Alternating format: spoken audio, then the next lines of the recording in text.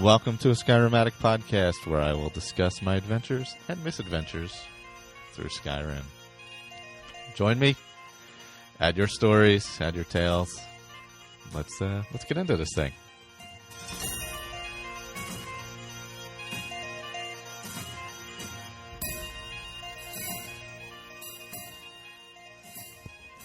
I always forget how short that is. I got to make some longer transition to where I hit record and have to sit back down again. So this is Skyrim Addict podcast 139. So this week I'm joined by Victor. Hey, how's everybody? And Juan. Hello. Juan's safe and sound away from the fires, thankfully. We were discussing. Yes. It's been pretty crazy out there. Thankfully, it was moved parallel to where I live and away from me. Unfortunately for other people, but lucky for me. Yeah, it's been pretty crazy this fire season. Yeah. I don't know. I think I mentioned to you guys that I kind of blame the weathercasters just because, hey, we got fire weather coming up. Oh, my God. Great. Yeah, great. so it sends all the crazies out, right? Yeah. Yeah, they're just like, I wasn't thinking about starting a fire, but... Now that you mention it. Yeah. Is that what they think some of these are, were purposely set? Well, I know one of them was actually started by a fireman a few years back, so... Oh, wow. Yeah. Yeah, that's kind of a thing that happens every now and again. Yeah, I've heard that usually most firemen are pyros to begin with, so... I guess you want to get into you really like fire or something. Yeah. Oops, sorry. Trying to get everything together here. Okay, so, like I discussed last episode, we started a Patreon, and then immediately Patreon changed their fee structure. That was really weird. Kind of an unfortunate. Great coincidence, but yeah. I don't know the exact breakdown, but I have a general idea of how it works. So essentially, now the fees are on the patron. But then the fees are also heftier than what they used to be, depending on the level you're at. Because it's like an automatic 35 cents or something like that, no matter what. Right. Wow. So if you like on my personal Patreon, I probably support 5 or 6 different ones, something like that, maybe more. But some of them are like $2, some are $3, some are $5. It depends what it is. But so like the people who kind of spread it out and support a bunch of different people kind of get hit harder because even you get charged that for every single thing. It's not like you have one Patreon bill at the end of the month. Right, And, you get yeah. well. It's the way it's changed now. John at Many a True Nerd he's one of the people I support on Patreon, and he wrote a really good long letter about it, explaining it and his opposition to it, and so on. And yeah, so I think there's a 35-cent fee for every Patreon person you support, plus a percentage. So a $5 contribution turns out to start now being more like $6 and some cents. Yeah. And like you said, it hits people like us who support, and I support several people at $1 a month, or $1 per video up to X number of videos per month or whatever it is. And and so that it hits that the hardest. I think there's going to be some backlash. Hopefully. And the funny thing is that I think it was the morning after or something that you opened the Patreon, or it was very, very close. Pretty much. Yeah, I got the email from them, and I was reading through it and said, "Oh, that's great. This is all about the content creators. It's for making the content creators get more money and so on and so forth." And then I read John's post and I went, "Wait a minute." Yeah. Until you see the rest of the rest implications. Of the story, Yeah. So, and I honestly, I don't mind terribly. I'd like the content creators to get as much as possible, but it seems like maybe there needs to be a fair middle ground somewhere. Yeah, I guess they were trying to raise more revenue or something. I don't know. as is typical these days. It's all about that, and that's fine. They provide a service or whatever, but it hits the people who are donating to different people and supporting more different people the most, and that seems ridiculous because they would seem like your most active user base. Right. I think they need to do something about that. So they're not charging a fee for every single $1 contribution per month. Also, the other thing that's changed is they're no longer all being charged out at the same time. So they're charged on their anniversary now. So you're going to get like these little bitty charges randomly all month long instead of one single one at the beginning of the month. So correct. That's a kind of a pain in the butt too. That's where they get because now it's not. So if you have like 10 different ones you support at $2, it's not whatever $20 plus a fee plus whatever small percentage. It's 35 cents for each one plus the percentage. So it ups that percentage quite a bit at the lower levels. Totally. I mean, 35 cents, that's $7, extra plus another percentage. And it's costing a lot more. And eventually that's going to, I'm not sure Patreon really, they must have analyzed it and decided to take the risk because it is going to hit their content creators because people are going to say, well, wait a minute, I can't afford that anymore. So somebody's going to take the hit. And a lot of the people who went to Patreon within the last year or so are the ones who are getting screwed on YouTube.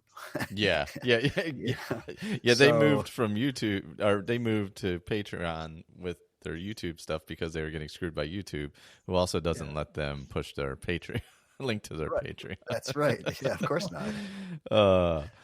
It feels like they're both going for larger creators, and that's it at the cost of everything else.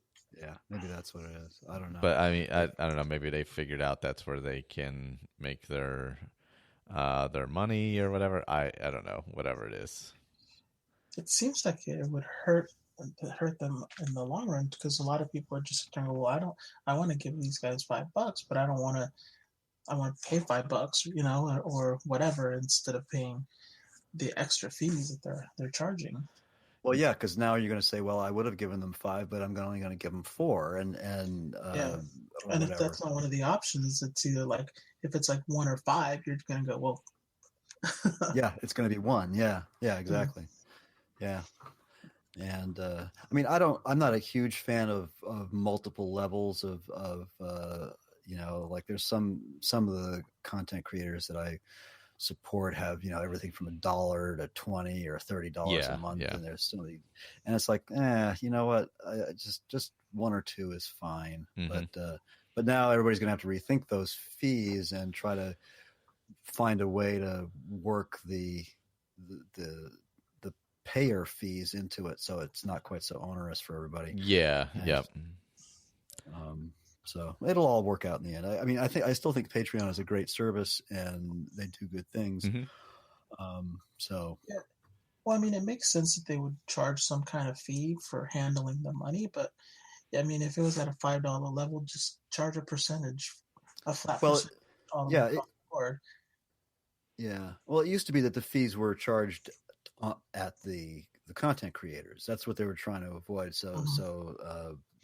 There were fees, but the creators were paying them instead of the patrons. But it seems to me like, Patreon's a business. So by putting it on the patrons, they're coming out on the plus end. Yes. Yeah. Yep. Yeah, it's less cost for them. So yeah, and they're probably making more money. More money, yeah. In the end, which is the idea, I guess. So of course, it isn't a not-for-profit. Yeah, true. Yeah. I mean, I guess it depends how many people just sit there and just kind of think twice about actually how much money they give, or if they want to give money at all with that type of system. Yeah. I mean, is it gonna be a wash? Are they gonna end up losing money, or are they gonna actually make more money? Yeah, I don't know. I'm going to watch some of the content creators I and see whether they change or see how if they their adapt subscriber to it. base goes down or what happens over the next month or two. Yeah. We'll see, like Couch Warrior and a couple of the other ones.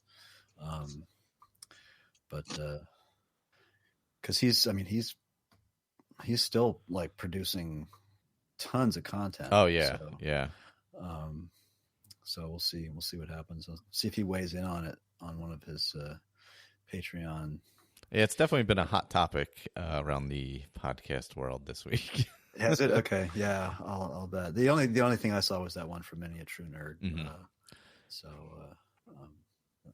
But well, we'll see what happens. Yeah, let's see how it plays out. And speaking of Patreon, we do have one which we set up. Yeah. So what we have is we have one level because essentially we're just trying to generate enough revenue to pay for the feeds. That's all. Since we had to switch them, and so actually let me pull up. So we have our patrons to thank. Let me do that real quick because that is awesome. We have Lee, Michelle. Goddamn Patrick, who I told not to. Sarah, Adam, and Lee, and Josh, and Steven, of course, as we all know, Skyrim Book Club. Dale from Paper Keg, Mikey P, one of the Horsemen, and Victor, of course. Sorry. After I sent everybody a message saying don't do it. Goddamn Pat and Victor, both of them did it.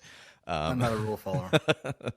Yeah, so the way we are using it, since it's pretty new here, it's going to be to pay for the feeds. Anything extra that comes in over the top will be put towards like the giveaways and stuff for the charity drive and things like that. So it's not going to be. It's not like, not that there's anything wrong with people generating revenue. It's just it's going to be used that way here. That's how we're going to be using it. So yeah, that's awesome. That's right now, and we pretty much have most of the feeds covered, which is great. It's fantastic. We probably have 75% of the cost covered, so that's pretty awesome. So, and our plan is to do like special once a month live events and stuff for the patrons. So we're kind of playing with that these next 2 weeks and see how it works out, and hopefully that's cool. So if you want to do it, it's patreon.com/ASA podcasting. But other than that, what else? Oh, the feeds in general. As discussed last week, the whole mess with everything going down. Most of the episodes are back up. Really, it's only Fallout feed and Skyrim Addict where the older episodes are missing because the back catalogs are so long. Let's Play Skyrim, actually, the entire catalog is there. So it'll, I don't know, whenever they're available on TalkShoe, Buzzsprout's going to move them over for us. But that's, your guess is as good as mine there. And and as I announced last week, I don't know if anybody did this yet, but this is real. We're really going to do this. The review contest. Leave a review for any of the shows. You get a chance to win Skyrim for the Switch. It'll be the code version. That way I can send it to whoever, wherever. There will be a list of the shows in the show notes, or you can just go to the website. They're all there. Go to iTunes, leave a review, screen cap it, send it to us, asapodcasting@gmail.com, and you will have a chance to win that Skyrim on Switch. So, nice. Because essentially we took a pretty big hit after the whole TalkShoe debacle. I think it dropped off by like half the listenership. Wow. Just because, it went down for whatever, like 3 weeks. The changing the feeds, some people probably still have it on their podcatcher and don't know it's updating because it may not all of them update the same way and things like that. So it's kind of it was an unfortunate mess, but it was a free service. So, it is what it is. Yeah. I think for iTunes, for me, I actually had to resubscribe to a new one. Well, there's not 2 on there. You probably just had to resubscribe. Did you have to delete and subscribe again? No, because I had one with the old ASA drawing. Oh, okay. Yeah. And then the new one had the new image. Yeah. That's weird. It probably just didn't update right. Yeah. Yeah, it auto updated for me. Yeah. Like Downcast didn't auto update for me right away, but a couple days later it was fine. So all the podcatchers are a little bit different, so I don't know how that worked out. So the reviews would help with that. At least it would get out there. Or if you know somebody who used to listen and you're like, mention that, hey, maybe you gotta We're back.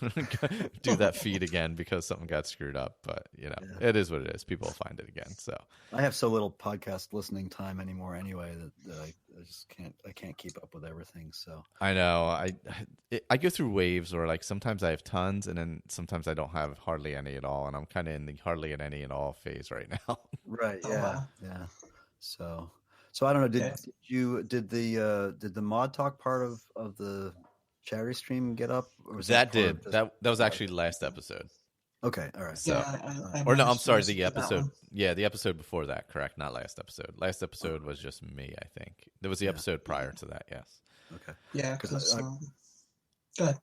Oh, I was gonna say I recorded a sort of a video to go along with that because I was talking with Pat about Nexus Mod Manager loadouts and stuff like that. So I'll post that somewhere.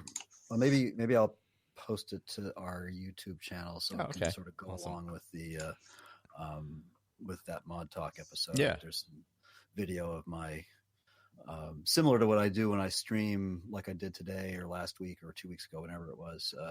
I'm streaming both the gameplay and the mod manager, hoopadoo. So there was a little bit of that. So I'll try to get that up soon. Sounds good. And next weekend we are doing the Oblivion Roundtable at what time? 3:00 Eastern, I believe we decided on. Whoops! As my phone starts playing noise from YouTube. I hear nothing. There we go. I fixed it. Oh, there's Michelle. I wanted to pull up the chat. Hey, Michelle. How's it going? Michelle is in the chat. Steven's in the chat. How's it going, guys? Yeah, it's all Canadian. It's an all Canadian chat right now. Wow. And impressive. The next episode of Skyrim, not of Skyrim Book Club, but there'll be plenty of episodes of Skyrim Book Club coming up from the next episode of Dawnguard in Let's Play Skyrim will be out tonight, I believe.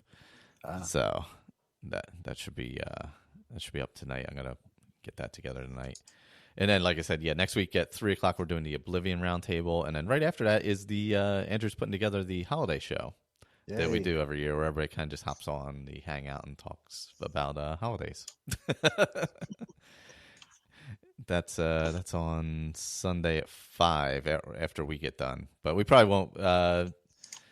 He's gonna do it on YouTube so that everybody gets it, or we're gonna figure that out. That might be on the Patreon feed, but we'll be doing the Oblivion one on hopefully on YouTube, unless I'm extremely lazy. So that's always a possibility, but. Next week is Allies for Bruma, which is basically closing every gate in the world, I think. Especially if you try to close it before you go meet with the whoever's in charge of each one. Oh yeah, true. Yeah. I've been kind of just running around as I'm doing that because it's helping me explore the rest of the map, Mm-hmm. And it's really helped me out with that. So. And I've been playing speaking of Skyrim Switch, like I was before, I have not gotten to play it as much as I would have liked because somebody has taken it over. And so I was bringing it to work for a while. So I'd like at lunch, I'd like play for 15, 20 minutes after I got done eating or whatever. And then I got a request the next morning, like, hey, can you leave this here so I can play in the morning before school? And I'm like, I guess. So Connor's been playing the Skyrim Switch quite a bit. I'll have to get his review on it. Yeah, I'd like to hear what he thinks about it. I'm really enjoying it. I love it. It's so nice to you can hop in for an hour, just sitting around. You don't have to set up anything, whatever. It's just, right there. Right? Yep. take it with you on the run. I'm really happy with the Switch. I gotta say, it's a really fantastic little thing. Wait a minute, you're running with the Switch? No. I mean, running around. Yeah. Yeah. That would be even more dangerous. That's right. Although it could happen. You never know. Yeah. The new. That's worse than Pokemon Go. Yeah, worse than Pokemon gaming Go, while yeah. driving. Yeah. That's I think we have a patron who iPads while driving. I'm not going to say his name. Oh God. In the past, anyway. It's not a phone, officer. Yeah, it's a touchscreen. It's They're no longer with us because they were. Yeah. No, I've been taking mine to work too, and it's been a lot of fun. A little bit of lunchtime Skyrim. Yeah. And our NCOIC, one of the sergeants is really into gaming, so we've been awesome. talking about that. Yeah. So it's funny, yeah, because there's a guy at work. He works over in a munitions facility, and I was like, I forgot. I had told him about the Fallout feed a while back when he was playing it. He's like, "Are they still doing that show? I gotta get back on it again." I was like, "Oh yeah." I totally forgot. I talked to him about it like a year earlier or something. So I completely fell out of my mind by then. But so there may be a listener, a Fallout feed listener down in the Atlantic City area. But what have you got? Have you guys been playing other than us playing Skyrim Switch, which is a great little vanilla dive back into the game? Have you guys been playing anything else, Elder Scrolls wise? Juan? Well, I was doing quite a bit of ESO because there was a event where they were giving like little prizes or gifts through the game for running random dungeons. So you'd run your first random dungeon, and then you'd get a little something at the end, whether it's like crown stuff that they sell. They would give it to you. I got a pet and a mount, a couple other things. And actually it was a lot of fun just jumping in, doing random dungeons, and kind of using some of my high level characters to just run normal dungeons, because you never know what you're going to get with a random group. So just then earlier I was playing a little bit of Skyrim, started a Breton character. Nice. I did start a new life and started as a warlock's thrall, which is kind of tough. Oh, that's you different. start with just monk's robes and a couple spells and a dagger. Oh wow! Yeah. I don't think I've ever started like that as a thrall. Yeah, that's interesting. But I don't understand why it calls you a thrall. I mean, is the thrall kind of like an apprentice? I think so in that case. I mean, Yeah. and they're really kind of loose anyway. Most of those, when you the mod author put little explanations in the quest description in your journal, so you sort of get an idea what he had in mind for that particular scenario. But they're mostly open ended. I mean, you can start as a vampire thrall too, and it doesn't really go anywhere, Right. except all of them lead at some point. If you pass by Helgen, you'll kick off Unbound or whatever it is, and Right. But that's about it. Yeah, so I guess a thrall is more like a servant as opposed to, because I always thought it was like you were controlled by whoever you were the thrall to. Yeah, I thought you were under control. Vampire, Yeah, that's what it is, right? Yeah. Right, yeah. So I guess that's where the confusion kind of fell for me. I yeah. thought Well, it there's any mechanic for that in the game, is there? I mean, there's no, that's true. No. Yeah, so the game doesn't have an intelligent enough AI to control you. Mm-hmm. Right. So Yeah, 'cause that's I thought true, I yeah. was gonna have to what do you call it? Just kill the warlock or something. To get away. Yeah. That That's would what be I an should do. interesting dynamic, though, if you could somehow make that work. But yeah, that would be incredibly complicated. yeah, because you'd have to provide a way out and, Mhm. and all kinds of scripts for that and everything. Right. Yeah, it would be difficult. So Um, But it's something you could make up on your own. Maybe that would be pretty fun, especially like in the Dawn Guard storyline. If you ended up, you know, call yourself a thrall and have to break away. oh, you could totally role play it. Yeah. Yeah, absolutely. Yeah. Yeah, for sure. That would be an interesting way to go. Yeah. Yeah. Yeah, And, I've been. I'm sorry. Go ahead. And finally, of course, Oblivion. Just putting in the time for closing all those gates. Oh, yeah. I'm in the middle of that now. But you know where the best place to go is? Kvatch. Because there's no gate. you just go and say, can you help Bruma? And they're like, yeah. All right. Okay. Goodbye. Time to go. Because you already closed it. Yeah. There's no gate. Yeah. It's already gone. Because I know there's gates around it, but the main one that I guess is already closed. Yeah. So. Yeah. I guess technically, yeah. Yeah. I'll save it for next week. I had an interesting moment when I arrived in Kvatch. Yeah, I had an interesting one in what's this? What's the city before Kvatch? Is it Coral? No, not Coral. On the other side. Oh, I got a map right here. Hold on, I have it pulled up on my screen. Duh. I'll let you know in a second. Let's see. I'm over in Chadenhall right now. It is. Yeah, there's Coral, there's Bruma north of it. Let me go down. Kvatch. Skingrad. Skingrad. Yeah, that one was an interesting conversation. Oh, really? Yeah. Did I get this? I actually recorded a video on Xbox Live. Oh, did you? Nice. Yeah. For a different conversation I had there also. So that's that. Adam said he started playing a Wood Elf with Frostfall and Campfire, and wish he had knew about Hunterborn when he did. You can add Hunterborn. It's fine. It should be fine to add. It's just not good to subtract. That's all. Easier to add than to take away. Yes. Yeah. Yeah. He was watching my stream earlier today.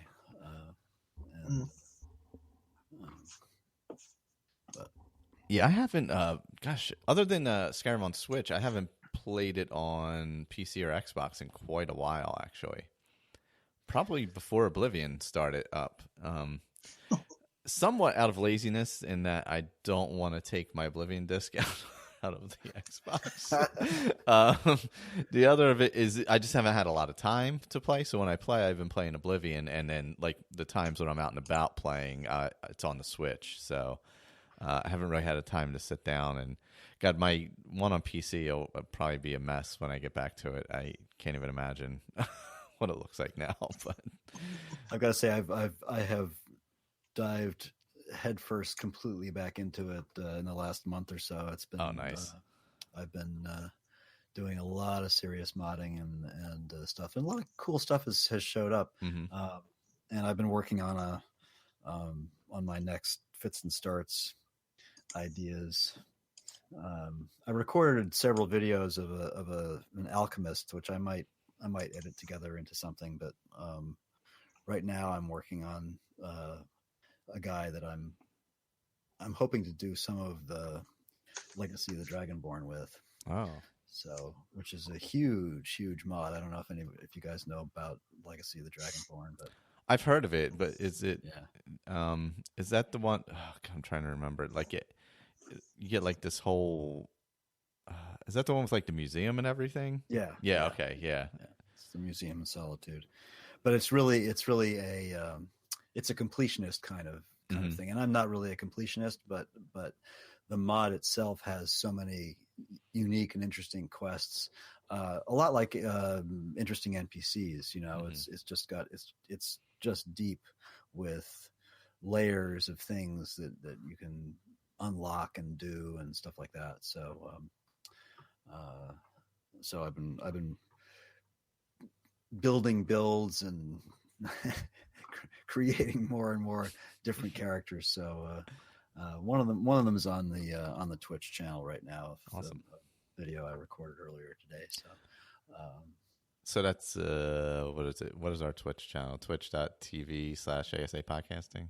ASA podcasting. Okay, Yeah. all right. But like most of my, just warning for people who aren't into modding, anything I do, especially on the Twitch channel, there is all about in and out of the game, out into Mod Organizer, messing around, adding this, checking that, going back into the game. So if you're not interested in that sort of PC modding mechanic, then it's probably not going to be something you want to watch.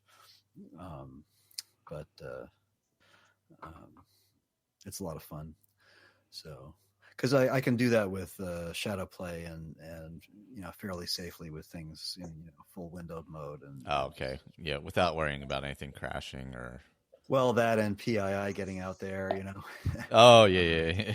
Yeah, but it's so shadow play seems pretty stable with that sort of stuff. So it's a lot of fun. But there's a lot of, there's been several amazing and cool mods have showed up just recently, mostly textures and things like that on the legacy side of things. Legacy is still really the Skyrim of choice for people who want to graphically mod. This sounds perhaps a little paradoxical to people who are used to looking at Skyrim SE and how pretty it looks, but DX9 actually has better handling for advanced graphics than DX11 does for Skyrim anyway. Oh, wow. And now if you're running Windows 10, as of the October 2017 creator update, some very kind coder at Microsoft headquarters has fixed the DX9 bug, so it can now address more than 4 gigs of VRAM. So it's actually more stable than it used to be. And if you look at some of the video I recorded today, you'll see some of the effects of things like parallax on textures, which DX11 does not support. So you can't do that with an ENB in Skyrim SE. You can only do it in Legacy Skyrim. And some of things like that where you get sort of semi 3D effects to the textures, like on the roads and things like that. Yeah, it's really nice. And the ground cover and stuff looks really cool with parallax enabled. So that's a lot of fun to play with. That's interesting, though, that it's you can get a better look out of the legacy version. Yeah, actually, there's a really good video. I posted it to the Facebook page a few weeks ago by Sinitar. And he does a really thoughtful comparison of the two. And it's a really excellent video. I'd recommend anybody to sort of scroll back in the Facebook or just go to Sinitar Gaming on YouTube and look for his video where he compares the two and explains why Legacy is still the better option if you have a powerful PC and you really want to get amazing looking game graphics. A lot of his stuff is for what people call screen archery. It's just the frame rates are probably 10 or 15, but the images you can get out of it are insane. And if you want to play at between 30 and 60, you can get some pretty amazing looking stuff too. But yeah, it's sorry about that. Yeah, so I guess it depends on the style of modding you're doing, which is preferable then, SE or Legacy. Well, for me, Legacy is still still better.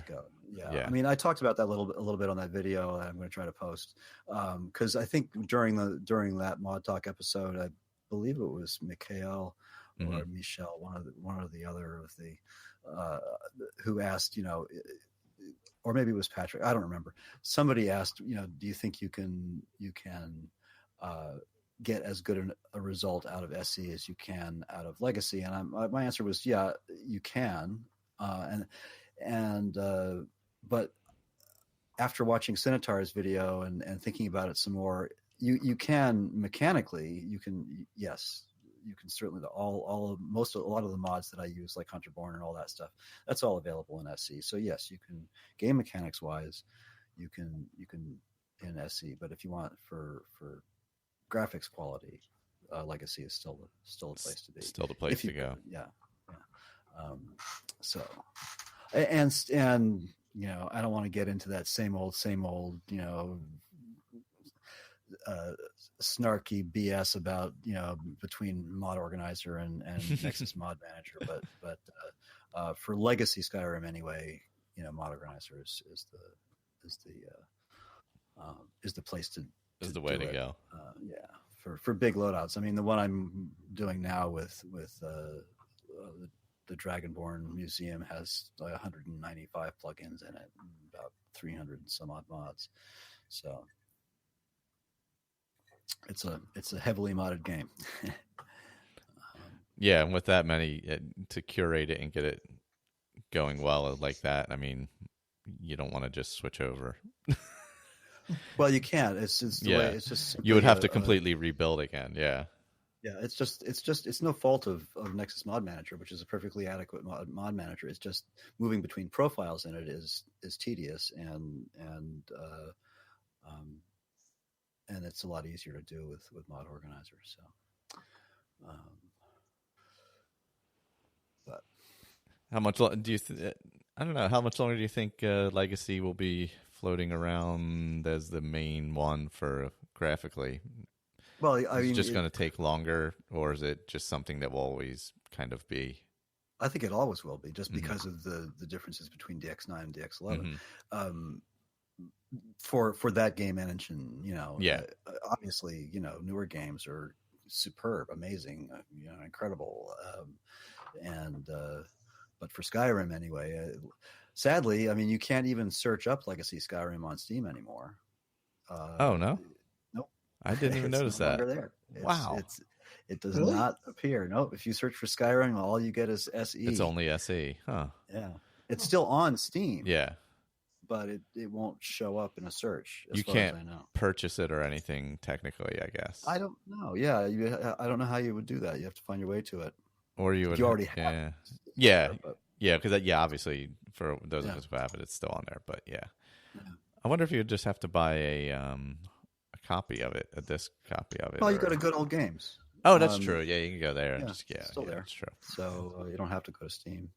But yeah, I thought that was kind of, at least I think it still shows up on Good Old Games. I thought that was kind of crappy of Steam to cave on that. But I wonder if it was to avoid any confusion of somebody buying the older version who didn't know. And then having to worry about that end of it. I think it was more something to do with Creation Club. Oh, that's true too. Yeah, I didn't even consider that. Yeah. So I haven't even looked at that. How's that going? It's not really right now. I was going to say, I haven't really heard anything. No, it was kind of a tempest in a teapot. I heard they were giving away another mod. Yeah, they are. There's stuff out there, and there's rumors about people like Eleonora and others who have been sort of staples in the old school Skyrim modding community. I mean, she's done some of the best player homes out there. They're amazing, beautifully done. I read somewhere that she was doing some work for Creation Club, but who knows? I don't know. It hasn't been the the awful thing that everybody predicted it would be yet. There's still a huge, vibrant. There's 20, 30, 50 mods a day uploaded to Legacy Skyrim, more than SE by a long shot. So wow. So it doesn't seem to have stemmed that tide in any way. Yeah. That is amazing.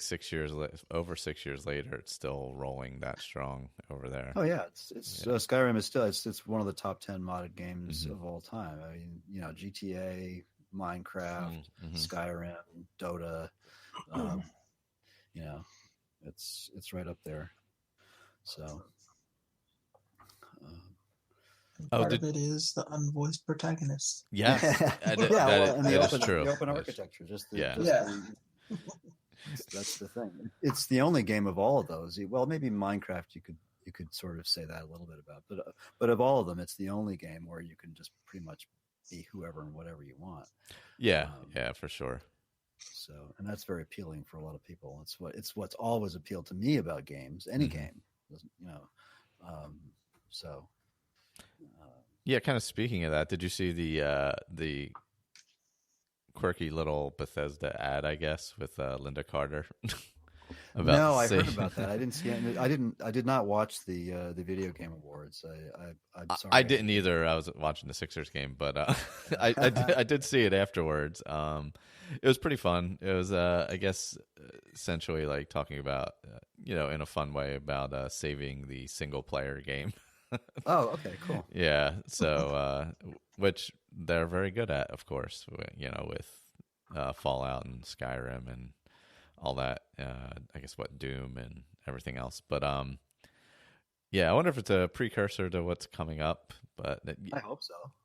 I didn't realize single player games were suffering that hard. Honestly, as someone who generally just plays single player games, it's not something that I didn't realize that they were hurting so badly. Well, I mean, I think I do, I don't have a lot of time for podcasts, but I do get a lot of news feeds and stuff that I glance through, and every once in a while something will pop up. And there was an article, actually there's been several. One of them might have been on Ars Technica. Another one was certainly on Polygon, about that very subject and this whole, business of loot boxes and monetizing games. And I think so perhaps that little video was a response to some of those articles. I could have been, yeah. And it's certainly, here's the thing, I can certainly sympathize with these publishers who are trying to feed an ever expanding desire from their player base for more, bigger, better, more beautiful, amazing games, while still being expected by the same player base to sell them for the same price they've been selling them for the last 10 years. I mean, so that's a tough, Yeah.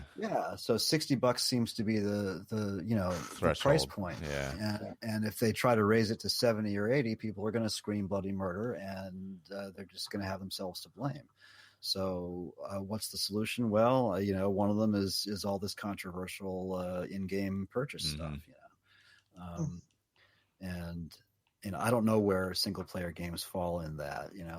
These huge games like PlayerUnknown. I haven't tried that. I hear it's awesome, but I'm not into that kind of game. That's a game full of griefing and people killing people, and that's about all it is. It's supposed to be a great game, but it's just not my kind of thing, and so I wonder how they base that.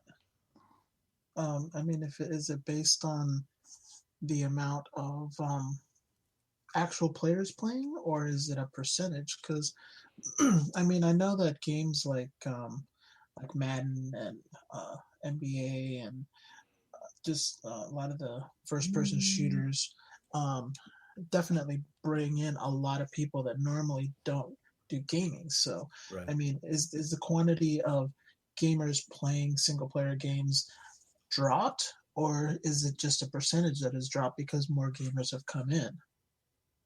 That's a really good question. I have no idea. It's a really interesting thought. I think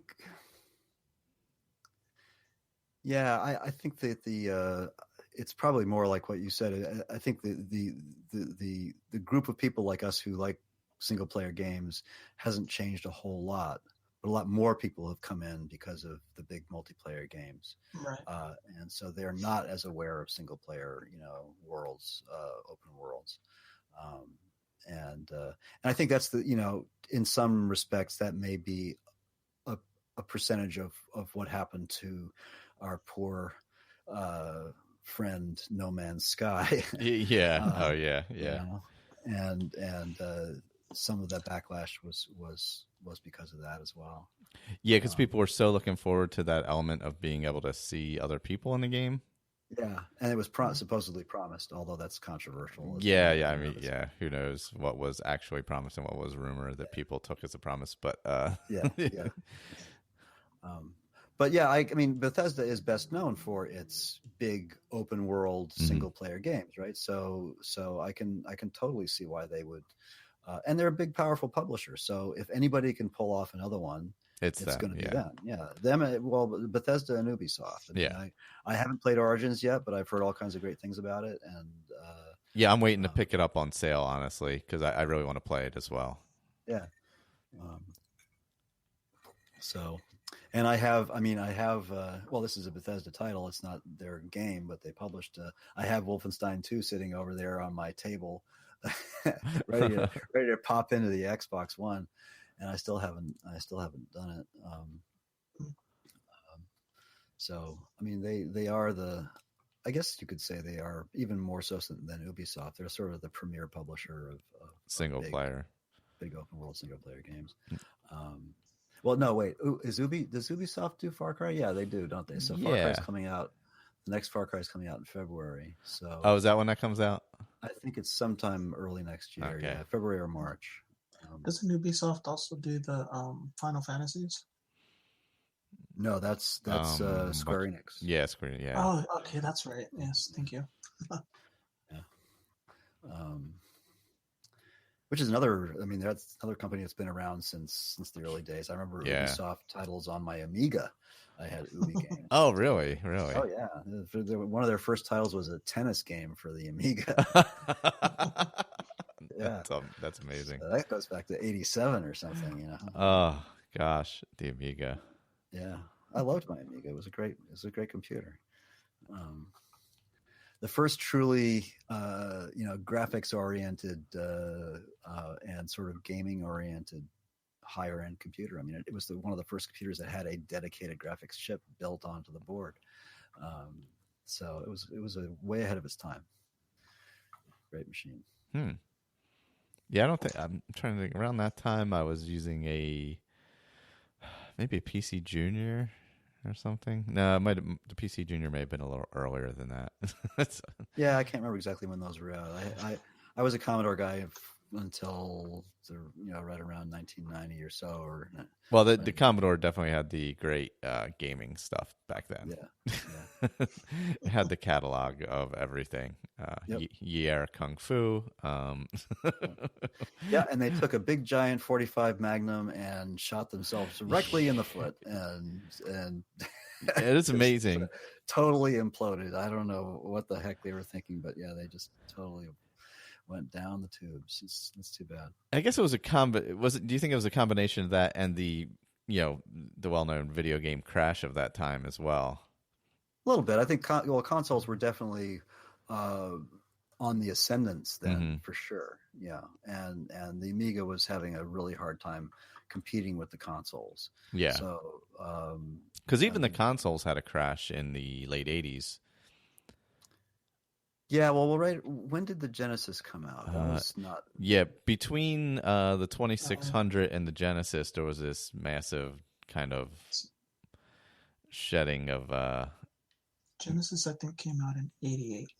Yeah. So, but yeah, PC gaming was definitely the niche for a long time. And then it sort of came back quite a bit. We did a lot of, in the early 90s, my kids and I did mostly PC gaming. But I don't know. Anyway, the Amiga is still, I still have my Amiga 500 in a box, but it'll never be plugged in and used again, but it's still there. So. It'll probably be tough to get going again. No, I think I'd probably, if I plugged it into the wall, I would probably smoke. So, yeah, poor thing.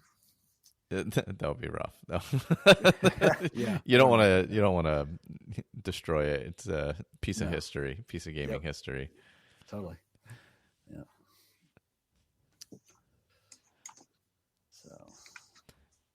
Yeah, I'm trying to think. I think I gotta go. I'm gonna go back to and build a Xbox character again in Skyrim at some point. But just Oblivion just taking up so much time for me. It's there's so much exploring to do, and then freaking Colin got me into the things that I shouldn't have gotten into. The whole Maymoon's Razor quest line that I got into. Uh-huh. It's like a nice little warm blanket. Yeah. Forgot you had it sitting in the in the closet. You kind of cover up like, why did I ever hide this? I was away from it for long enough where I'd hopped in and out here and there, but no real full in-depth playthrough. I was away from it long enough where it, like now I'm like, yeah, okay, I'm good now. And I think I find it's a little smoother on the one than it was on the 360. It is a lot smoother, yeah. Yeah, it's not as choppy. Definitely a lot quicker. And, yeah. The transitions are really nice and smooth. Yeah, it was pretty choppy on the 360. I did have a lot of problems playing it on that, just visually. You know what I mean? Just that kind of, it was like it was watching stop motion or something. It was very strange. So you're using your original 360 disc in the Xbox One? Yes. Yeah. Okay. Yep. Yeah. I gotta do that. I'll have to pop that in because I have the original. Does it have to be a particular version? It's got to be the Game of the Year edition or something? Or I don't think it has to be. So. No, it shouldn't have to be. No. Okay. And then I had to add some stuff. Did you purchase the additional content already? I did in the past. Yeah. No, I was asking. Victor. Yeah, no, I have the original Game of the Year. That didn't come with everything, though. Okay. I don't think. Yeah, that's the one that I have. Yeah. But well, I've got Wolfenstein 2 to do first. So I still have. What do I have to play upstairs? Jeez, I still got to get Uncharted. I still have Uncharted sitting there. I got to play it before. Well, here's the problem. So I picked up the PSVR Skyrim bundle. Ooh. But it's for Christmas for Connor, so okay, I can't open it until then. But if I don't play Uncharted before then, I'm not going to get a chance to play Uncharted after that. So I got to kind of hop on that. No, it's simple. Just get another PS4. Yeah, and they got that. There's the PS4 deal on it right now is pretty crazy good. Yeah, the PS4 Pro deal is really good. Yep. Was it $299 if you like trade in anything? Yeah, because they're taking direct aim at the Xbox One X, of course. Yeah. You know, just right. So which Jeremy has and said he loves. Yeah, I was chatting with him during my stream this morning, and he was saying he was really into it, and of course the X is absolutely, in terms of the much more powerful than the PS4 Pro. Yeah. Well, I know. I forget the guy who's in charge of Xbox now, but he just said, you know what, I'm going to quit just kind of giving these little increments. I'm just going to give you the most powerful machine that I can give, you know? Mm-hmm. Yeah, I think it's Phil Spencer, Phil Spencer, that's the guy. And he's just like, I'm just going to give you the strongest machine that I can give you. I'm not going to sit here and do a little incremental where it's just kind of like, oh, this is the Xbox One SE type thing. This is just going to blow what we currently have out of the water and not just make it a little bit better than the PS4 just for the sake of doing it. I mean, I think that ultimately Microsoft has the edge, you know, in the long game, you know, because they have, not only do they have all that backwards compatibility, but they have, at some point in the next few years, there's convergence, and PS4 can't do that. That is true. I mean, you could turn an Xbox into a gaming PC. It is. It already is. Exactly. Yeah. That's exactly it. And so it's going to happen. So I think, you know, it's the better investment, even though it's a lot more expensive than a PS4 Pro. Mm-hmm. It's probably the better machine anyway. Right. And even if there's no doubt that Sony has great exclusives, so it's still a good system. It's just Yeah, there's no doubt that both systems are good. Yeah. It's not a matter of, oh, this one's better. I'm getting this one because it's better. It's like I'm getting this one because of the games it offers, or I'm getting this one because I have more friends on it. Mm-hmm. Yeah. Yeah, that's why there's an Xbox One on the left side of my TV and a PS4 on the right side of my TV. Yep. Yeah. There'll always be those pure gamers who are going to say, I want the exclusives on the Xbox and I want the exclusives on the PS4. Yeah. And I think that's what a true gamer is, as opposed to saying, oh, Xbox is better than PS4. I don't even want to look at a PS4, True. Yeah, my thing is, do I upgrade to PS4 Pro when I don't use the PS4 that much, but will the Pro run the VR that much better? Wow, I don't know. That's my only question with it, Yeah, I mean, I think clearly it does run it better. Does it? Yeah. Does it? Okay. Yeah. Clearly, Sony has the VR thing in terms of economy. It's got it going. So, oh yeah.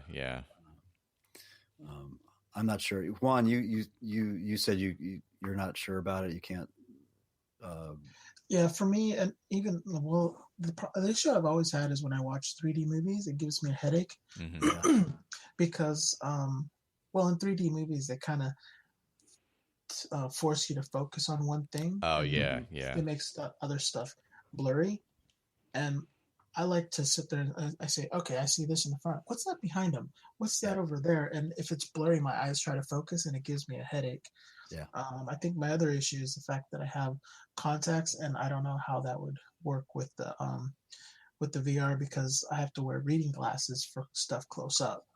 Right. Or if maybe I would have to just use my normal glasses and run it that way. But I've never really been big into 3Ds and VR. I know a lot of people are, and it's great for them, but it's not for everybody.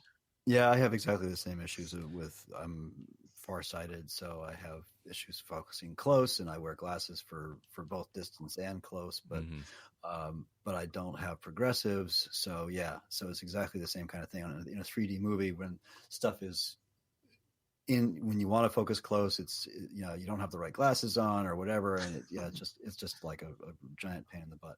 Right. I don't have any motion problems with 3D. I've tried at various mall kiosks and things.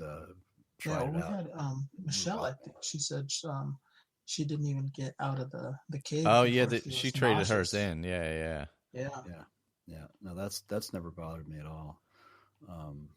But yeah, the focusing issue. I hadn't even thought of that. But maybe the ones that because you go into one of these demo places like the Xbox store or whatever, and you get 30 seconds and that's about it. It hadn't really whatever I played didn't show up. But right, and also if it gets kind of warm, then your eyes start to kind of sweat and it steams up your glasses, and then you. Yeah, no, I think AR is what's gonna, we've said this before here. Yeah, VR is it'll come and go. AR will be what everybody uses in 10 years. So. Yeah, I'm interested because I have the same kind of motion issues. So I'm interested to see if I can even play it at all. Or how long I can play it for, but we shall see. Yeah, well, we'll all want a review on the 26th. It may just be me gagging. We'll see.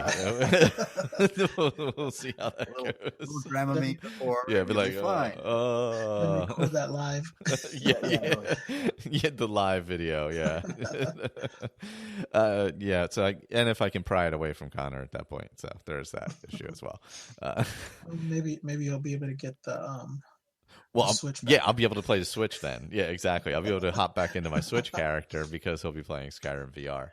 Yeah. Well, now we know the ulterior motive for the Christmas present. You got to do it with honey. Just lure him away. That's yeah. Oh yeah, that's the plan. So yeah, I will get probably a full play of Skyrim Switch at that point. I'll be able to, because right now I'm playing kind of through the main quest, and where am I at? I'm not very far along. I I got the shout. I shouted at the tower at the white or the watch. Was it Whiterun Watch or whatever it is? The Watchtower, Whiterun Watchtower. What is that called? Western Watchtower. That's Western it. Watchtower, Yeah. I'm confusing it with Whiterun Watch, which is the Bandit Cave, because I was just that's White River Watch. White right River across the river from Huntingburg Meadery. That's it. Yeah, because I was just in there. So, but yeah, like the way I've been playing it way differently because like, and it's funny because Michelle was talking about it about how he is like you know I'm not going to play it because the screen's so small and it would be tough to see, and that actually affects my play style because like the long distance archery I can't like see. You know, the bandit on top of Voltheim Tower from the road. I'm not going to be able to make that shot. Whereas on a whatever 50-inch screen 5 feet from my face, I can you know, I can shoot, you know, halfway across the world. So it has changed. I've been using two-handed weapons a lot more. Mm-hmm. Mixing it up. I think Oblivion's kind of changed my Skyrim play a little bit as well. I've been using a little more of magic and stuff, and kind of trying to spread out my abilities so that I can level them all up similarly, and not like wait till the end and level one up at the very end.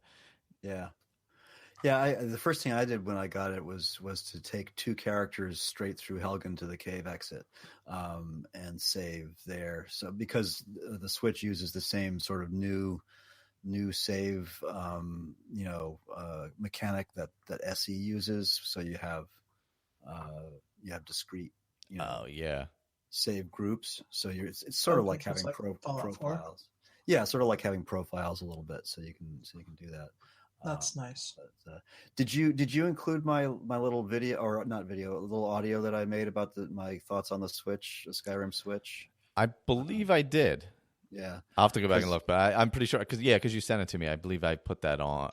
I'll double check because there's two things that drive me the crazy. The button configuration. The buttons are. I just come on, people. Why did they have to change the button configuration? Well, why did they have to use the same letters and then reverse them? Yeah, well, that too. Yeah. And so I'm still constantly hitting B. Me too. A. Yep. And the other thing is, at least PlayStation uses little symbols, right? Yeah, PlayStation uses symbols, and Nintendo could have used different letters. I don't care, Q, P, T, and Z or something. It doesn't matter, but it had to be X, Y, A, and B. So. That's a little annoying, and I keep shouting by mistake. Because of the way you're holding it. Yeah, because the button's so damn close up there. I can see that. Yeah.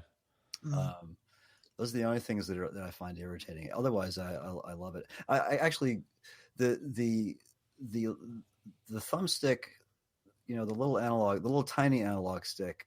I don't have so much trouble with archery because it's a little slower. But I'm having a lot of, because I'm doing a thief and a mage, so two separate ones. My mage is having a lot of trouble aiming, ballistic spells. So you know what I did? I turned the sensitivity all the way down. Yeah, I should do that. Because at first I had the same issue. Like I could not aim, whether it was magic or whether it was archery. I was just a little off. It would just go a little too far. It was going a little too fast. Yeah. So I actually just turned the sensitivity all the way down, and it's. I gotta check and see if I did that. Yeah, it feels normal again, I guess you could say. Yeah. I usually do that anyway because on the PC because I'm playing with a really precise gaming mouse. So the sensitivity is really high, but I don't know if I did that on the Switch or not. Yeah, that's something I definitely. It took me a little bit. Like after the first few hours, I was like, I'm like all over the place. Like I would get spinning in circles in fights, and I'm like, all right, what is going on? I don't even know where I'm at now. So yeah, but once I turned it down, it felt a little bit slow at first, but it's much better than having it turned up for sure. There's other things I'm noticing. It's like, and I haven't played a strictly vanilla game in so long, but it's like going back to the 360, and there's little bits of dialogue and things that I just don't remember at all from all my PC games. Just from not playing that straight vanilla version for so long. Yeah. So that's kind of cool too. Did you know there's the Zelda gear in the game? Thank you. No. Yeah, it'd be like a modded game. Never the twain shall. Yeah, it's not like any kind of high end gear or something. I guess it's just a nod to Nintendo. So I've heard. But it's more of a costume, right? It doesn't have any armor value or something. No, it does have armor value. I think it depends on when you find it.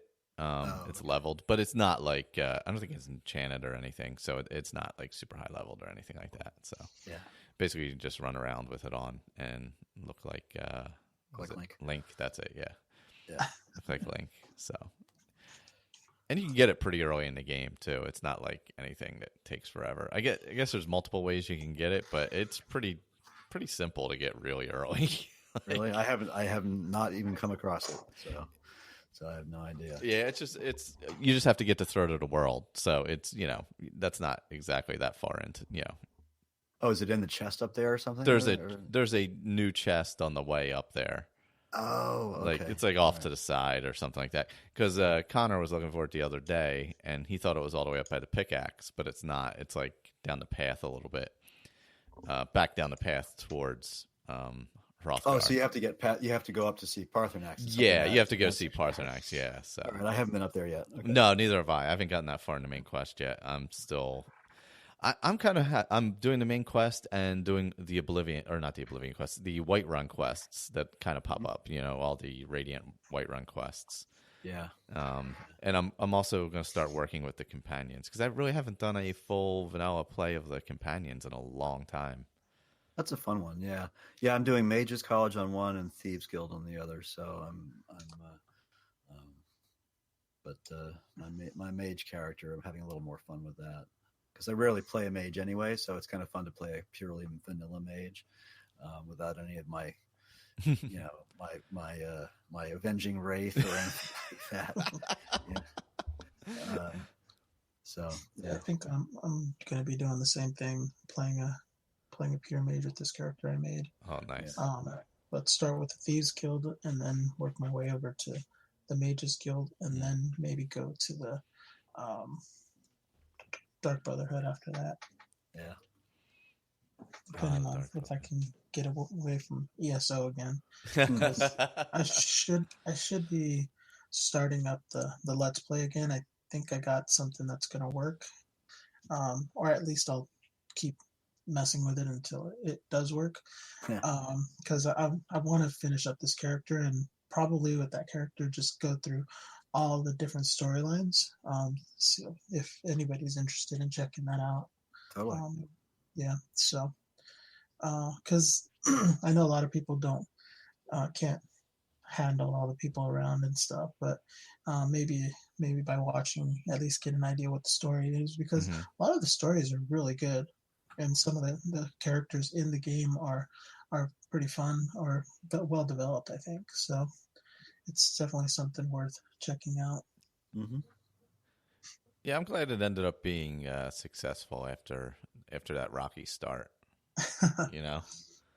It's good that it hung on, because I worried that if ESO had not been successful, it would have hurt anything in the future. Yeah, especially because eventually people are going to get tired of waiting on Elder Scrolls 6. Yeah. And maybe I'm hoping they don't wait so long where people just kind of sit there and go, wait, there's more to this, or just kind of, because I know there's a lot of anticipation, but eventually it kind of plateaus, and then it'll start to decrease the interest, and hopefully it doesn't go so far that people will lose some interest, or at least will lose some people. Yeah, I mean, at some point you're going to be closing in on a decade, and that's gonna, you're gonna have a generation of people who didn't play. The only thing they have in their favor is they've re-released Skyrim multiple different times. Right. So you're still, could be losing a generation of people that don't know the game at all, that don't know Elder. Right. Well, not the game, but you know what I mean, the series at all. Because if it's over 6 years now. Yeah. Or there's a danger of another series coming out that would take the place of Yeah. it. Yep. Yeah. So I mean, realistically, you're looking at a minimum of 8 years before it comes out, I would think, unless there's some crazy surprise announcement this year. Not this year, but I think fall 2018. Yeah, probably hear yeah. something. That's what I'm saying. You're looking at 7 years. Yeah, which At isn't that too point, far yeah. off from the regular cycle. But I mean, yeah, I think they're in the unenviable position of being I don't think they can. It's almost impossible to fulfill everybody's desires. Yeah, for sure. And it's almost guaranteed to be anticlimactic, just because there's so much anticipation around it from everybody. So Yeah, they'd have to say, that's another okay, thing. this new game has all of Tamriel. You can go anywhere you want. And then everybody would go, wow, okay. I mean, that's almost the expectation at this point, where they're just like, oh, well, they're spending all this time because that they're definitely doing boards and drawings and a lot of preliminary art, and probably coming up with stories and new books for Steven. Yeah. Got to keep them going. Yep. It's definitely Black Marsh Book Club. They got to be doing something. Yeah. Yeah, I'm sure they're pretty far along in whatever development they're doing, but yeah, I mean, if they go to a full 8 years, you're looking at 2019 for release. So, I mean, I don't think that would be all that surprising to anyone if it wasn't 18, if it was 19. Yeah, I'm afraid you're right.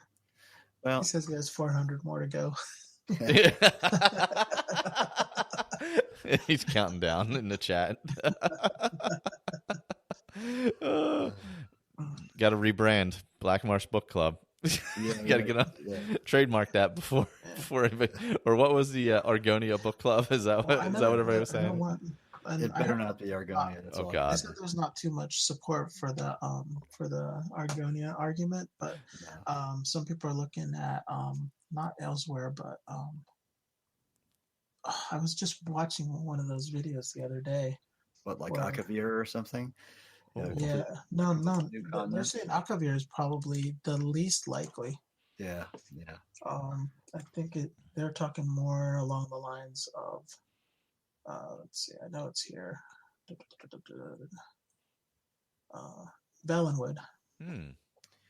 Yeah, that makes sense. Yeah. To be honest, with the power of machines these days and everything else, I think it makes more sense to me that it's going to be more multiple, broad ranging than just a single province. Well, I mean, like I've said in the past, they already have all the maps if they want, just using ESO. Well, in theory, Skyrim includes the whole continent of Tamriel. I mean, that's known to be there. It's just all, low res mapped out, but it's all there. Yeah, I don't know. Like I said, no matter what they do, none of us are going to be happy with it. Yeah, exactly. So that's a given. And it'll be full of bugs, and there'll be animals falling out of the sky, and you'll have whatever large animals happen to be in that area will be falling from the sky, like the mammoths did. I know Sherry says she still wants dragons. I would assume they would still be around in some way, not as the main focus, but you would think they would be around in some way. Yeah, I mean, because there was at least one in Oblivion anyway. And I think I heard there was at least one in Daggerfall. Mm-hmm.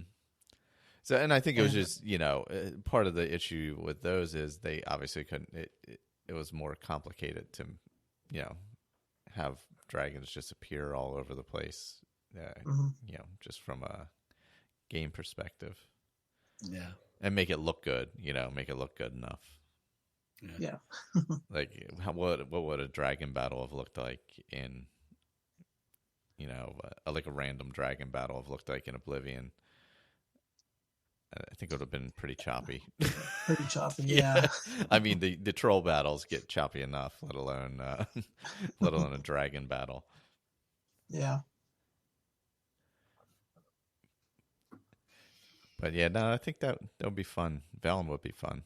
But yeah, I think you're right, Victor. I think it'll be a multi-location kind of storyline. I hope so. I really do. I think it'd be fun if they did the islands for Altmer. Because they have a couple islands that go along with that. Somerset Isle and all, yeah. Yeah. Yeah, you could travel from place to place. Yep. Maybe get some kind of history of the Dwemer, so a little more in depth, maybe. Just touch. Well, that was always my hope, was that they would do something with the Dwemer, that they would actually go back into the past rather than going forward. That would be pretty cool too. Yeah. To go fully back and just live in the Dwemer world like that would be pretty amazing. Or bring them back in the future. Who knows? And yeah. Either way, it doesn't matter. I think that would be pretty awesome. I mean, really jumping. If they went in the past, then they could bring back the Snow Elves as well. True. The Falmer and the Dwemer. Yeah. I mean, they could bring them back in the future, kind of in the way like they were casualties of Alduin being sent to the future. They got kind of sent to the future in the same kind of way. Yeah, another dragon break. Yeah. like in a similar type event. You know what I mean? Where whatever was used, and that would be an interesting way of going with it. But I think I don't know if you could do that story twice in a row. Yeah. But from all different perspectives, it just seems like they just fell off the face of the Earth or planet, Mm-hmm. and they did have technology for reading the Elder Scrolls. So maybe that's true. They opened an Elder Scroll.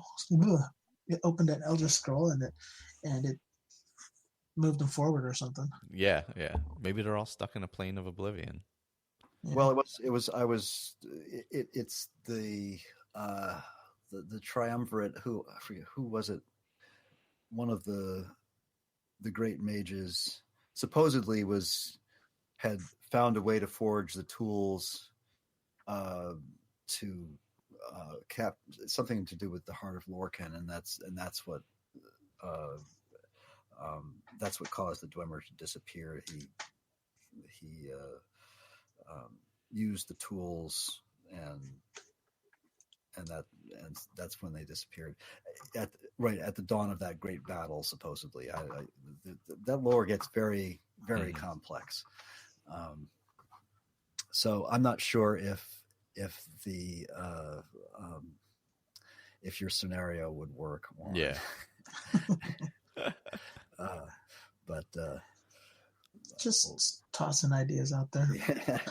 It would be interesting to see those Dwemer cities fully working. That would be it'd be awesome. Pretty crazy. Yeah. And how to interact with them. They would have to be different ones than we've seen ruined, obviously, but still. Or seeing Blackreach fully going, fully but alive. You also have to think you'd be seeing the torture chambers as well. Oh, that's a good point. Yeah. All right. Well, look, there's negatives to everything, Juan. Come on. What's a little torture room? Yeah. I forgot about those rooms. That's a good point. Yeah. All right. Look, it wasn't all good. But they did have all that cool Dark Brotherhood hideout. Yeah. The Dark Brotherhood would be running from them. You wouldn't even need a Dark Brotherhood back then with all those torture chambers, that's for sure. And then you have all the guilds and all back in it, so I'm sure.